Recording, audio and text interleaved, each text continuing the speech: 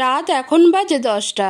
বসে আছি আমি শেখ মহলের ডাইনিং টেবিলে, ডিনার করছি আর কি। আমার সামনেই বসে আছেন রেজওয়ান। বারবার আমায় কেমন কেমন করে দেখছেন, আর চোখে তাকাচ্ছেন, আবার বাঁকা চোখে তাকাচ্ছেন। আমি জানি কেন তাকাচ্ছেন, আমায় সামনাসামনি দেখেই তাকাচ্ছেন। শুধু তিনি নয়, জীবনে যত মানুষের সামনাসামনি হয়েছি, প্রথমে তারাও আমার দিকে তাকিয়েছেন এমনভাবে, কৌতূহল নিয়ে। আসলে আমি দেখতে একটু অন্যরকম। যদিও আমি বাঙালি, কিন্তু দেখতে আমায় একদম ইংরেজদের মতো। বাকি সবার তুলনা নাই আমার। আমার ত্বক একটু বেশি মসৃণ আর সাদা রঙের, একদম ধবধবে সাদা আমার গায়ের রং, তার মধ্যে লাল আভা লেশ রয়েছে মুখ জুড়ে, একদম ইংরেজদের মতো আমি। আমার চুলগুলো বেশ অদ্ভুত, যেখানে সবার চুল কালো সোজা, সেখানে আমার চুল কালো আর উজ্জ্বল কপারি লালচে, বা বলতে পারেন অটাম রেড শেডে রাঙানো ওয়েভে পড়া। আমার চোখ হেজেল আই সবুজ আর বাদামি মিশ্রণের এক চোখ। সূর্যের আলো পড়লে আলাদা রঙের ঝলক দেখা যায় নাকি অনেকেই বলেন, আর এজন্য আমায় বারবার খুঁটিয়ে দেখছেন রেজওয়ান।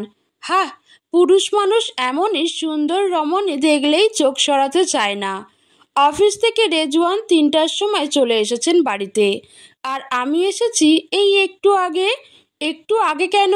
আসলে অফিসে আমার ডিউটি শেষ হয় সন্ধ্যা 6টায়। সেখান থেকে আমি শপে গিয়ে কাজ করি। একটা ছোট্ট শপ আছে, যা আমি আর আমার 2 বান্ধবী মিলে চালাই। এতে আইসক্রিম, কেক, ফল, ফুল আর গিফট বক্স মানে এসব সেল করি। এত পরিশ্রম করছি শুধু একটা ফ্ল্যাট কেনার জন্য। 2 রুমের একটা ফ্ল্যাট যদি কিনে নিতে পারি, তবে নিজের মাথা গোঁজার ঠাঁই তো হবে। টেবিলে বসে আছি আমি, রেজওয়ানের বোন রোজা, উনার আম্মু রাজিয়া শেখ। আমিও উনাকে আম্মু বলেই ডাকি। সত্যি ছেলের বউ করে এনে মেয়ের মতো আগলে রেখেছেন আমায়। আমি মাথা নিচু করে খাচ্ছি, কোনো কথা বলছি না, বলতে ইচ্ছাও করছে না। রেজওয়ান হঠাৎ আম্মুকে উদ্দেশ্য করে বলেন, আম্মু তুমি না কল দিলেই বলতে, একটা হেক মতাকারী মেয়ে এনেছি ঘরে, তুই তার মূল্য বুঝলি না। তা এই হেগমতের অবস্থা, চুল কালার করা, পার্ম করা, চোখেও মনে হয় লেন্স লাগানো। এ বলেই তাচ্ছিল্য করে হেসে দেন। আমি বেশ অস্বস্তিতে পড়ে যাই, ছলছলে চোখে তাকাই উনার দিকে। সত্যি সবাই এমন বলে? তখনই আম্মু বলেন, ওর এগুলো জন্ম থেকে। আমি যে সত্যি এমন কেউ বিশ্বাস করে না, যেই দেখে সেই বলে আমি নাকি বিদেশি। হয়তো আমি বিদেশি কারো সন্তান, আমি ঠিক জানি না। এতিমখানায় বড় হয়েছি তো, মা বাবার পরিচয়টা কখনো জানা হয়নি। তবে আমি নিশ্চিত আমার মা বাবা কেউ একজন ব্রিটিশ ছিলেন, নয়তো আমি এমন হতাম না। যদি নিবাক বোরকা না পরে বাইরে যেতাম, তবে সোশ্যালে হয়তো মিস ব্রিটিশিয়ান নামে পরিচিত পেতাম। রেজওয়ান হেসে আম্মুকে প্রশ্ন করেন, কি বলছো আম্মু, বাংলাদেশি মানুষ ইংরেজদের মতো হয় নাকি? রোজা পানির গ্লাসে পানি নিতে নিতে বলে, ভাইয়া প্লিজ হাসা বন্ধ করো, ও সত্যি এমন সুন্দর। ওর বাবা অথবা মা নিশ্চয়ই ইংরেজ ছিলেন, যদি ওনারা থাকতেন তবে জানতে পারতি। রেজওয়ান আর কিছু বলেন না, এক পলক আমার দিকে তাকিয়ে আবার খেতে শুরু করেন। তখনই আম্মু বলেন, রেজওয়ান দেশে যেহেতু মায়ের কাছে এসেছো, তবে মায়ের পছন্দ করা মেয়ের সাথেই সংসার করতে হবে। তুমি করবে কি? যদি করো না, তবে বাবা নিজের মায়ের কথা ভুলে যাও। এমন কথা শুনে চমকে তাকাই আমি আম্মুর দিকে। কি এত সরাসরি কথা? রেজওয়ান থতমতকে এক পলক আমার দিকে তাকান, তারপর আমতা আমতা করে বলেন, আমি ভেবে দেখব। আম্মু কঠোর গলায় বলেন, অনেক ভাবার সময় পেয়েছো, আগামীকাল সকালেই আমার উত্তর চাই। এ বলেই আম্মু টেবিল থেকে উঠে বেসিনের দিকে যান। আমিও পানি খেয়ে চুপচাপ উঠে যাই। রেজওয়ান রাগ নিয়ে তাকিয়ে আছেন আমার দিকে, হয়তো, কিন্তু এতে আমার কিছু করার নেই। রোজাও উঠে আসে, আমি কিচেনে চলে আসি। রোজা আমার পেছনে পেছনে এসে বলে, যাক, অবশেষে তোর আর ভাইয়ার সংসারটা হবে। আমি রোজার দিকে তাকিয়ে মুচকি হেসে বলি, দেখ গে, তোর ভাই মনে হয় লাগেজ গুছাচ্ছে আবার আমেরিকা যাওয়ার জন্য। রোজা এটা শুনে ঠোঁট উল্টে বলে, হুহ, তুই মনে হয় সব জানিস। ভাইয়া এবার যাবে না, দেখে নিস। আমি দীর্ঘশ্বাস ফেলে ফ্রিজ থেকে একটা সফট ড্রিঙ্ক নিতে নিতে বলি, তোর ভাই তাকালেই কি আর না তাকালেই কি, আমার কিছু যায় আসে না এসবে। রোজা মুখ ভেঙচি দিয়ে বলে, হয়েছে, আর ভাব দেখাইস না। বেস্ট ফ্রেন্ড হই তোর আমি, সব জানি তোর সম্পর্কে আমি হেসে ফেলি। হ্যাঁ, আমার বেস্ট ফ্রেন্ড রোজা। আমরা 3 বান্ধবী, 3 বছর আমাদের সম্পর্কের। আমি, রোজা আর মাইসা। তো যাই হোক, ওর সাথে বকবক করতে করতে নিজের রুমে চলে আসি। আমায় এই বাড়িতে আলাদা একখানা রুম দেওয়া হয়েছে। রুমটা একদম আমার মনের মতো। বড় ব্যালকনি, বড় জানলা, সব মডার্ন জিনিসপত্র। আমার রুমটা মডার্ন মিনিমালিস্ট স্টাইলে সাজানো। হালকা অফ হোয়াইট ওয়ালস, সাথে নিউট্রাল টোনের কার্পেট আর ম্যাট ব্ল্যাক ফার্নিচার। বড় বড় সোফা, একপাশে ফ্লোর টু সিলিং গ্লাস জানালা, জানলার সঙ্গে যুক্ত একটা ছোট্ট ব্যালকনির বড় দরজা। জানলার পাশে রাখা আছে একটা স্লিম মডার্ন প্রেয়ার কর্নার, ওয়াল মাউন্টেন কিবলা দিক নির্দেশক, নরম জানামাজ এবং একটি সেলফে সযত্নে রাখা কোরআন শরীফ, তাসবিহ আর আতরের ছোট বোতল। সব কিছুই একদম ক্লিন রাখি আমি। রুমের অন্য পাশে আছে এক টুকরো ব্যক্তিগত স্পেস, একটা ওয়াল ডেস্ক যেখানে ল্যাপটপ, জার্নাল আর এক কোণে ছোট সাদা আল কুরসি ল্যাম্প। টেবিলের উপর একটি মিনিমাল ক্যালিগ্রাফি আর্ট ফ্রেম। আলহামদুলিল্লাহ।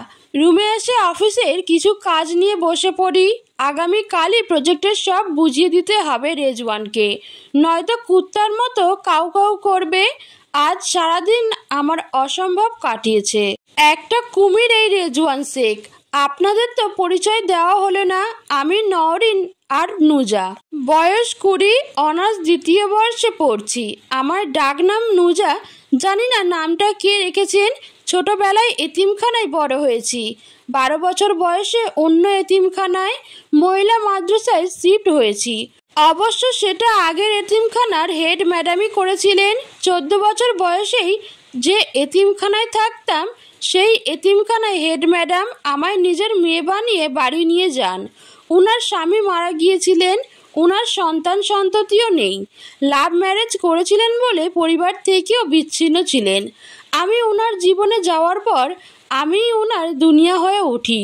আমারও দুনিয়া বলতে উনিই ছিলেন। আমরা মা মেয়ে একে অপরের দুনিয়া ছিলাম। কিন্তু আফসোস, আমার কপালের সুখ আর কই।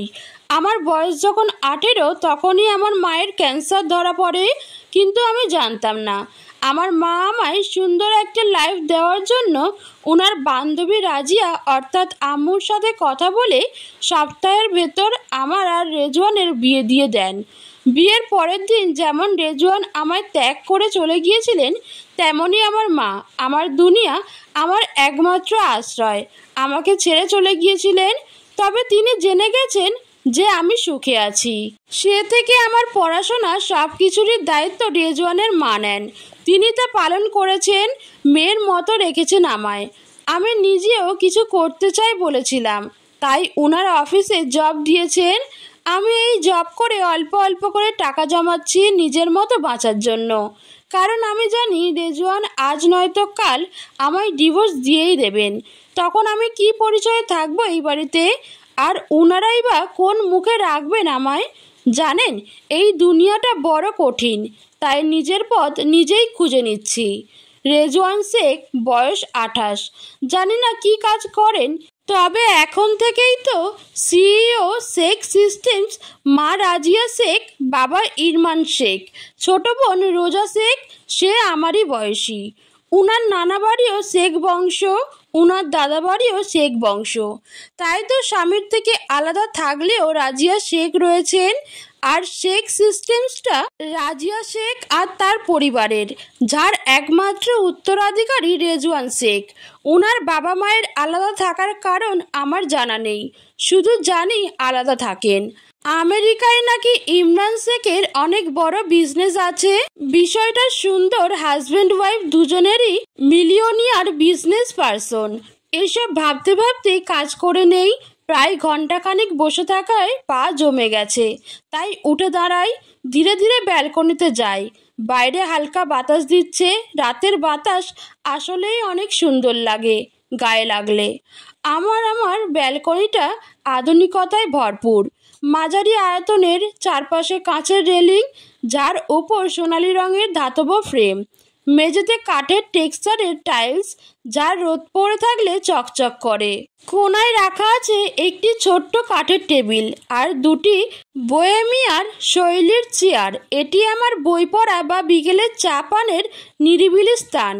একপাশে রাখা দোলনা চেয়ার, যেটায় বসে আমি হিজাব পরে সন্ধ্যায় নরম বাতাসে চোখ বন্ধ করে অনুভব করি প্রকৃতিকে।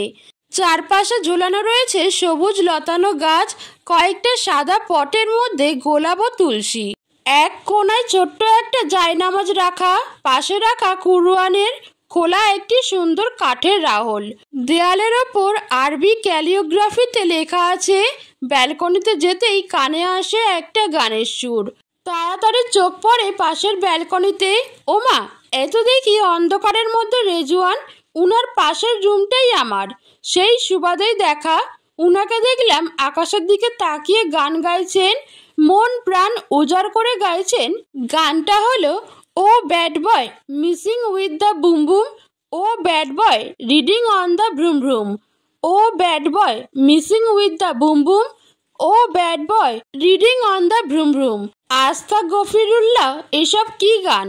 এগুলো মুখ দিয়ে উচ্চারণ করে কেমনে? আমার তো কান দিয়ে মগজ গলে পড়ে যাচ্ছে এই রাত দুপুরে এই গান শুনে। ছি, কেন যে এলাম ব্যালকনিতে? ভুলটা আমারই। রেজওয়ান হয়তো আমার উপস্থিতি টের পেয়েছেন, তাই গান বন্ধ করে ধীরে ধীরে উঠে এসে একদম আমার ব্যালকনির কাছে এসে দাঁড়ান।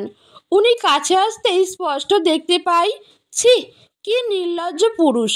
গায়ে শুধু একটা গ্রে হাফ কোয়ার্টার্স, উপরের অংশ পুরোপুরি উন্মুক্ত। গলায় ঝুলছে একটা স্লিম গোল্ড চেন, হালকা বাতাসে দুলছে সেটাও। তার শরীরটা একদম ফিট, যেমন জিমে ঘাম জড়িয়ে তৈরি হয়। ব্রড শোল্ডার, ডিফাইন্ড কালার বোন, বুকে স্পষ্ট মাসাল আর টোন্ড অ্যাবস। এক একটা সেট করা লাইন এমনভাবে ফুটে উঠেছে, চোখ সরিয়ে নেওয়া মুশকিল হয়ে গেছে আমার পক্ষে। গায়ের ত্বকটা পরিষ্কার, হালকা গন্ধ আছে কোনো স্পোর্টস বডি স্প্রের। উনার এই বডি ল্যাঙ্গুয়েজে নজর পড়ার কায়দা সব মিলিয়ে যে কারো চোখে আটকে যাওয়ার জন্য যথেষ্ট। আমি চোখ নামিয়ে নিতে চাইলেও চেয়ে থাকি, মনে হচ্ছে উনি দৃশ্যটা তৈরি করে দিয়েছেন আমার জন্য। ভেতরটা কেমন চটপট করছে, অস্বস্তিও লাগছে, আবার অদ্ভুত এক অনুভব। লজ্জা লাগছে আমার। এমন পরিস্থিতিতে পড়বো আশা করিনি। তাই আর না তাকিয়ে নিজের চোখকে সংযত করে চুপচাপ রুমের দিকে পা বাড়াই। তখনই উনি ব্যালকনির রেলিং দুই হাতে ধরে আমায় বলেন, শুনো মেয়ে। ডাক শুনে আমি থামতে চাই না, কিন্তু আমার পা থেমে যায়, ভিতরটা টাস করে ওঠে। না জানি এখন এই পুরুষটা আমায় কি বলবে। থমকে গিয়ে ঘাড় ঘুরিয়ে পিছনে তাকিয়ে শান্ত গলায় বলি, জি বলুন। উনি চোখ দিয়ে ইশারা করে বলেন, এইদিকে আসো। আমি চুপচাপ ওনার সামনে যাই, গিয়ে বলি, বলুন। উনি আমায় প্রশ্ন করেন, সংসার করতে চাও আমার সাথে? এমন প্রশ্নের সাথে সাথে স্তব্ধ হয়ে যাই আমি। কি উত্তর দেব খুঁজে পাচ্ছি না, কিন্তু উত্তর দিতে হবে, তবে ভেবেচিন্তে। তাই নির্লিপ্ত গলায় বলি, আপনার কি চাওয়া? উনি তপ্ত শ্বাস ফেলে বলেন, শুনো, আমি সরাসরি বলছি, আমার তোমায় পছন্দ নয়। আমি তোমার সাথে সংসার করতে আসিনি। আমি এসেছি আম্মুকে আব্বুর কাছে নিয়ে যেতে, আর আম্মুকে রাজি করাতে হলে তোমার সাথে সংসার করতে হবে। তাই আমি চাই কয়েকটা মাস তুমি সংসার করার নাটকটা করো আমার সাথে। এমনিতেই তো আমার বউ নামে বসে আছো আমার বাড়িতে। এমন আবদার শুনে হুঁশ উড়ে যায় আমার, কিন্তু আমার কাছে এই প্রস্তাবটা একটা সুযোগ মনে হয়। তাই আমি সাথে সাথে বলি, ঠিক আছে, তবে এর বিনিময়ে আমার কিছু চাই। রেজওয়ান তাচ্ছিল্যের হাসি দিয়ে বলে, আর কি চাইবে? নিশ্চয়ই টাকা চাইবে। সমস্যা নেই, টাকা পেয়ে যাবে, তবে এই ডিল সম্পর্কে কেউ যেন না জানতে পারে। আগামীকাল থেকেই নাটক শুরু করবে, ওকে? সত্যি কত সহজে আমায় লোভী ভেবে নিলে। মেকি এক হেসে আমি বললাম, আমার টাকার প্রয়োজন নেই, আমার মুক্তি চাই। দয়া করে আমাকে ডিভোর্স দিয়ে দেনমোহরগুলো ঠিকঠাক দিয়ে দিবেন। রেজওয়ান হাসি দিয়ে উত্তর দিলেন, হা, এই না বললে টাকার দরকার নেই তো এখন চান দেনমোহর? আমি দাঁত চেপে বললাম, দেনমোহর আমার পাওনা, এটা আপনার দয়া নয়, বুঝলেন? রেজওয়ান আবার হেসে বললেন, ওকে ওকে, পেয়ে যাবে যা চাও, তারপরও আমার ঘাট থেকে নেমে যাও। আমি আর কিছু বললাম না, চুপচাপ ঘরে চলে এলাম। তখনই পিছন থেকে বলেন, বাই দ্য ওয়ে, তোমার নামটা কি? আমি আর ওনার দিকে তাকাই না, ঘাড় ঘুরিয়ে দাঁড়িয়ে থেকে ছোট্ট করে বললাম, নুজা। এই বলেই আমি চুপচাপ রুমে ঢুকে পড়লাম। আবার নুজার যাওয়ার দিকে তাকিয়ে রেজওয়ান নিজের থেকে বলে, ভাই, মেয়েটা আসলেই মারাত্মক সুন্দর, একদম ইংল্যান্ডের প্রিন্সেসদের মতো। এরপর নিজের সঙ্গে হেসে বলে, সো হোয়াট, ও সুন্দর হোক বা না হোক তাতে আমার কি, আমার দরকার এই আজাব থেকে মুক্তি। সকাল 8টা, ফজরের নামাজ পড়ে বাগানে রাখা চেয়ার টেবিলে আমি আর রোজা অফিসের প্রজেক্ট নিয়ে বসেছি, আর এই মাত্র সেটি কমপ্লিট করলাম। রোজা অনেক হেল্প করেছে। আম্মু কিচেনে হয়তো মেয়েদের সাথে নাস্তা তৈরি করছেন ছেলের জন্য। ঠিক তখনই গেট দিয়ে একটা স্কুটি ঢোকে। স্কুটিটা আর কারো নয়, মাইসার। মাইসা স্কুটি রেখে একটা ব্যাগ নিয়ে আমাদের দিকে এগিয়ে আসে। ও আসতেই আমরা সালাম দেই, আসসালামু আলাইকুম মাইসা। ও হাঁপাতে হাঁপাতে মাটিতে ব্যাগ রাখে, তারপর চেয়ারে বসতে বসতে বলে, ওয়ালাইকুম সালাম ভাই। নুজা, নে তোর বিড়াল, গত রাতে আমার দম বন্ধ করে দিচ্ছিল। আমি তাড়াতাড়ি উঠে গিয়ে ব্যাগ থেকে আমার বিড়াল নূরকে বের করি। মাইশা নিয়েছিল ওকে গতকাল সকালে ওর বিড়ালের সাথে খেলবে বলে, কিন্তু নূর আমায় ছাড়া কিভাবে থাকবে, হয়তো অনেক যন্ত্রণা দিয়েছে মাইশাকে। ব্যাগ খুলে আমি নূরকে কোলে নেই, কোলে নিতেই সে মিশে যায় আমার বুকে। এই নূরই আমার মায়ের রেখে যাওয়া শেষ স্মৃতি। মায়ের এক বান্ধবী বিদেশ থেকে নূরের মাকে দিয়েছিলেন, কিন্তু এখন নূরের মা আর নেই। মা মারা যাওয়ার কিছুদিন পর সেও মারা যায়। এখন শুধু আমরা সন্তানরাই বেঁচে আছি। নূর আমার নাক মুখ নিজের পা দিয়ে ছুঁয়ে দিতে থাকে, আর সেই ছোঁয়ায় আমি হাসতে থাকি। আমার হাসি দেখে নূরও মনে হয় খুশি হয়। এদিকে ব্যালকনিতে দাঁড়িয়ে কফির মগ হাতে এই অমায়িক দৃশ্য দেখছে রেজওয়ান। বাগানে হাঁটু মুড়ে বসে নুজা বিড়ালের সাথে খেলা করছে, খিলখিলিয়ে হাসছে। হাসার ফলে গালে টোল পড়ছে। কি সুন্দর এই হাসি, শিশুদের মতো স্নিগ্ধ।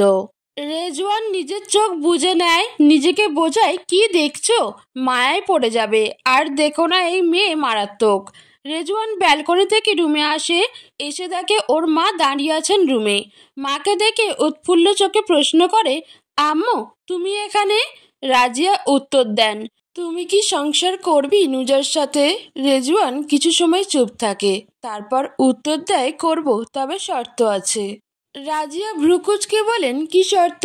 রেজওয়ান তার দিকে তাকিয়ে বলে, আমাদের সম্পর্কটা কয়েকদিন হাইড থাকুক, পাবলিক না করি, একে অপরকে ভালো করে বুঝে নেওয়ার পর পাবলিক করব, তবে বাড়িতে আমার সাথেই থাকবে, হবে তো আম্মু? রাজিয়া দীর্ঘশ্বাস ফেলে বলেন, আমার সাথে আয়। রেজওয়ান হতবাক হয়ে যায়, উত্তর দিলেন, না কেন? মাইসা চলে গেছে, ওর গিয়ে সব খুলতে হবে। আমি আর রোজা বসে আছি, আগের মতোই। রোজার কোলে এখন নূর। তখনই দেখি বাগানের দিকে আম্মু আর রেজওয়ান আসছেন। ওনারা এসে আমাদের সামনে দাঁড়ান, সাথে সাথে আমি উঠে দাঁড়াই দৃষ্টি নত করে।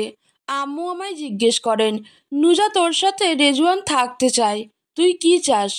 এমন আহাম্মক প্রশ্নে আমার কথা হারিয়ে যায়। কি বলবো? দ্রুত চোখ তুলে তাকাতেই রেজওয়ানের দিকে। উনি স্বাভাবিকভাবেই তাকিয়ে আছেন। আমি বুঝে যাই নাটক শুরু করে দিতে হবে।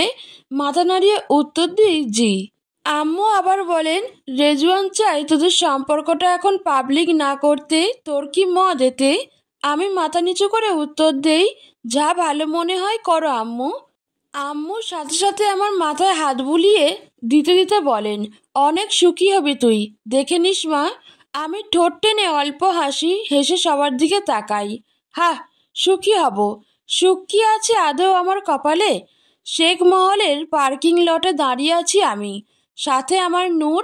অফিসে নূরকে নিয়ে যাচ্ছি। আম্মু অনুমতি দিয়েছেন। পরনে আমার কালো রঙের বোরকা, আমি সবসময়ই বোরকাই পরি। হাতে পায়ে মোজা, চোখ মুখে নিকাব। আমি নিজেকে সম্পূর্ণ ঢেকে রাখতে স্বাচ্ছন্দ্য বোধ করি। সত্যি বলতে রেজওয়ানের সামনে ছাড়া আমি আর কোনো পুরুষের মুখোমুখি হইনি। আমায় একমাত্র রেজওয়ানই দেখেছেন। তো যাই হোক, এখন সময় সকাল 8টা। রেজওয়ানকে দেখলাম ব্রেকফাস্ট করছেন। আমি তার আগেই বেরিয়ে গিয়েছি। আমার নিজের একটা স্কুটি আছে, সেটাই চালাই। এটা আমি আমার নিজের উপার্জনে কিনেছি। স্কুটিতে উঠে বসি, অতঃপর নূরকে নিজের সামনে বসিয়ে কোমরের সাথে ছোট্ট একটা বেল্ট দিয়ে বেঁধে নিয়ে ওকে নিজের সাথে জুড়ে নেই। নূরের জন্য হেলমেট কিনেছি, ওর মাথায় হেলমেটটি পরিয়ে দিই। ঠিক তখনই দেখি রেজওয়ান পার্কিংয়ে এসেছেন। তিনি এক পলক বিরক্তি নিয়ে আমার দিকে তাকিয়ে চোখ ফিরিয়ে নেন, কিন্তু পরক্ষণেই আবার তাকান নূরের দিকে। হতবাক হয়ে বলেন, এই পাগল মেয়ে, ও মরে যাবে। এটা পরিয়েছ কেন একে?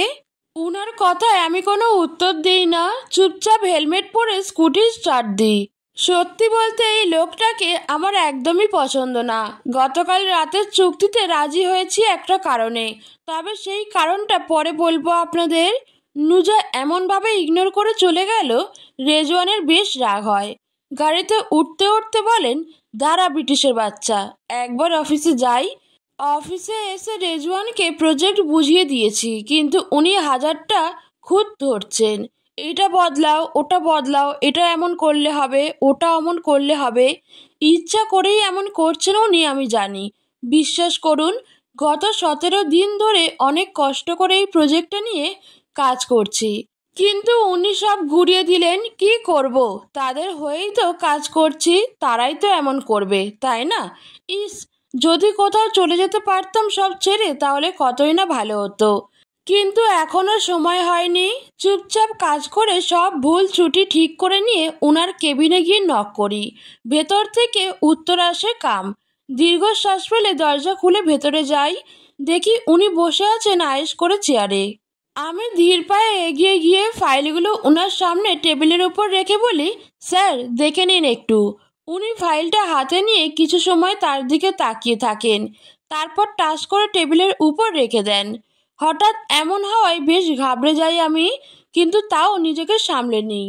উনি আমার দিকে তাকিয়ে বলেন, আমার জন্য কফির ব্যবস্থা করো। কি বললেন? আমি কফি আনবো? চাকর নাকি আমি? যত সব ফাজলামি। আমি শান্ত গলায় বললাম, স্যার আমি আপনার সেক্রেটারি, আপনার পিয়ন বা পার্সোনাল মেইড নয়।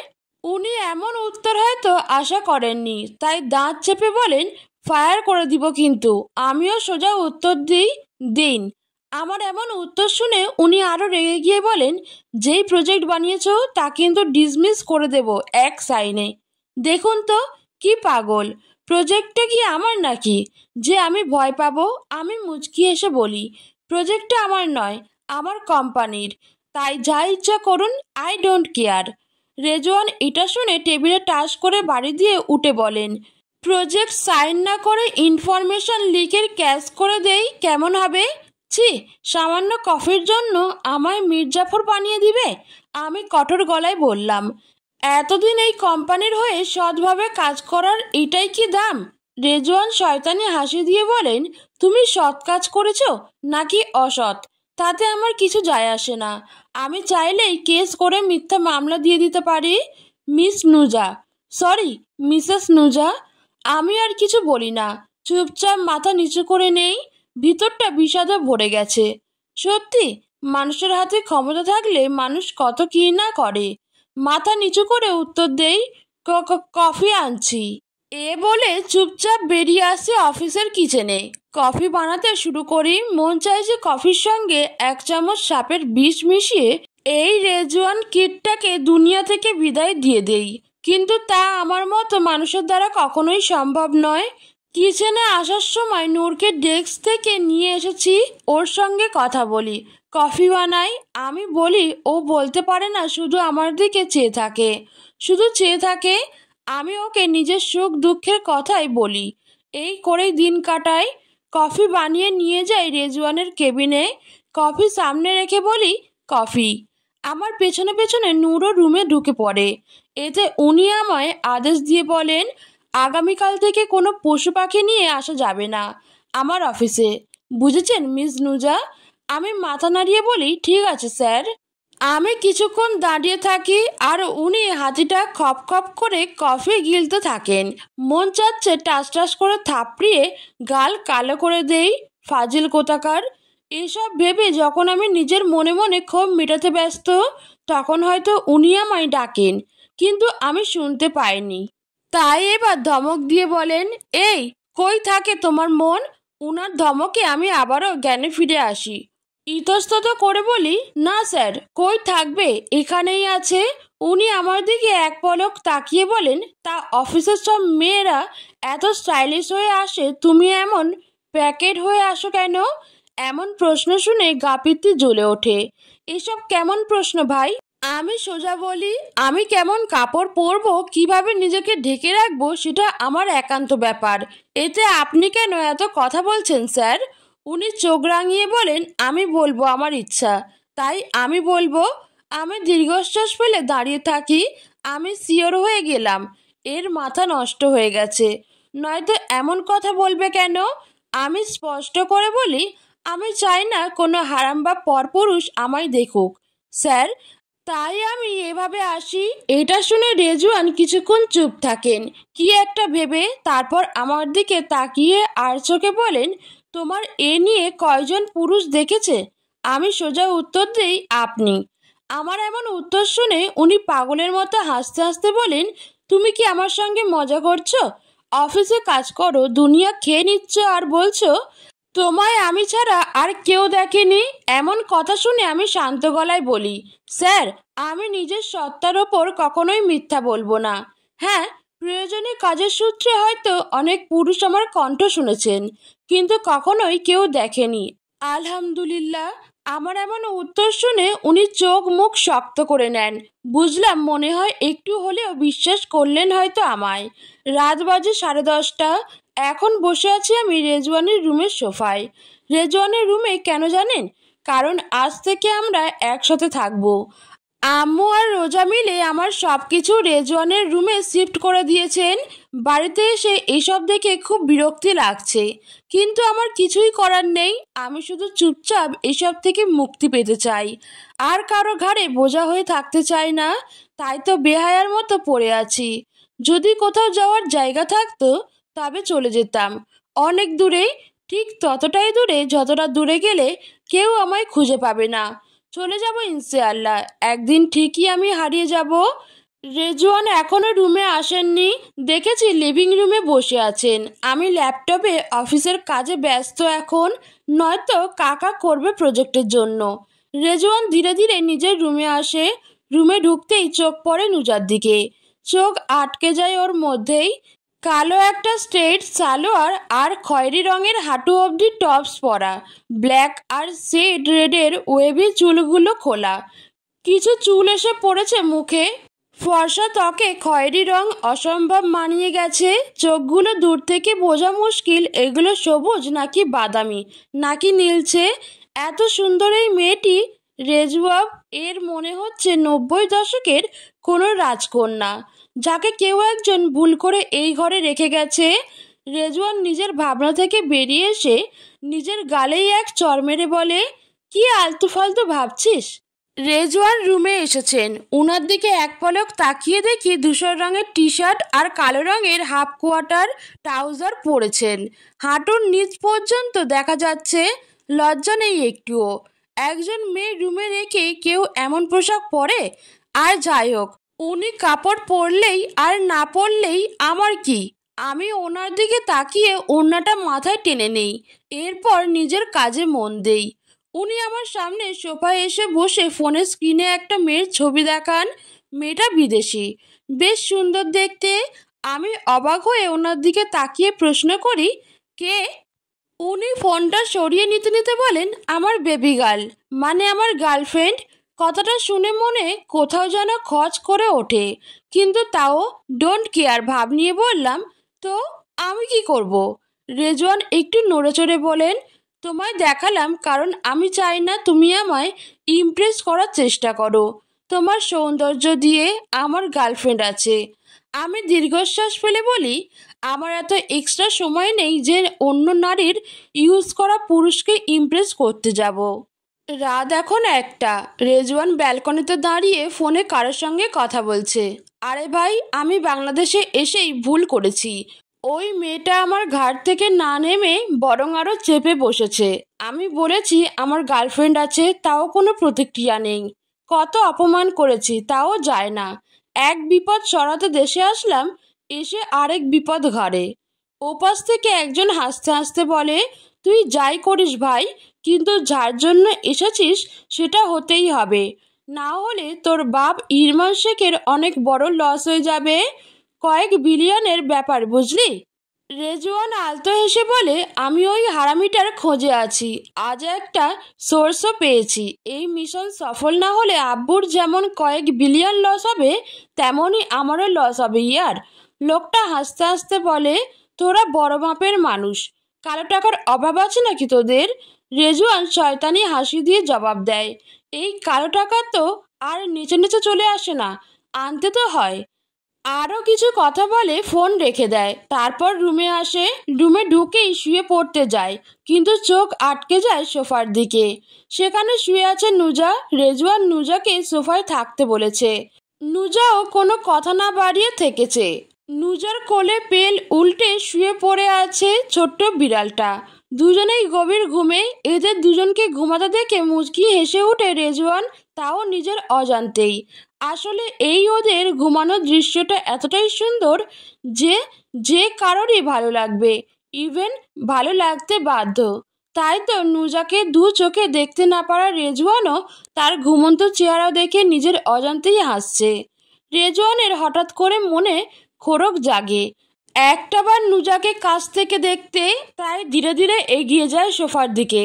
কিছুটা দূরত্ব বজায় রেখে মাথাটা অল্প ঝুঁকিয়ে নিয়ে দেখতে শুরু করে নুজাকে।